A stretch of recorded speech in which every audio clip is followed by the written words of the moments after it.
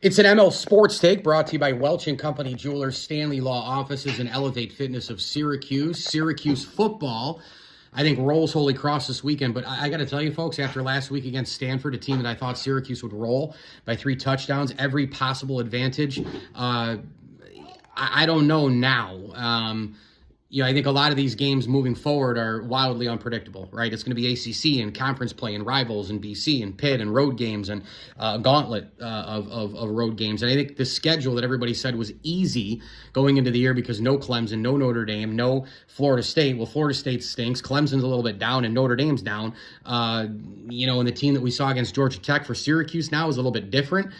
They came out after 2 weeks, kind of laid an egg. They got outplayed the entire game. They got crushed at the line of scrimmage. And there's a lot of other teams that might have the ability to kill Syracuse at the line of scrimmage, and you get away from the dome, and anything can happen as well. I know the development today with UNLV and all the rest might really tip a win in Syracuse's favor, but then again, there might be another guy who's been waiting and plays his you-know-what off and has a career day and knocks off Syracuse. So there's a lot of unpredictability from here. The only thing I thought was if you can beat Georgia Tech, I think you go 4-0. Well, now they're 2-1, and you've got to salvage that 4-game homestand to start the year against Holy Cross. You win that game, you're 3-1. Now where do you make up a game later on? I don't know where that is.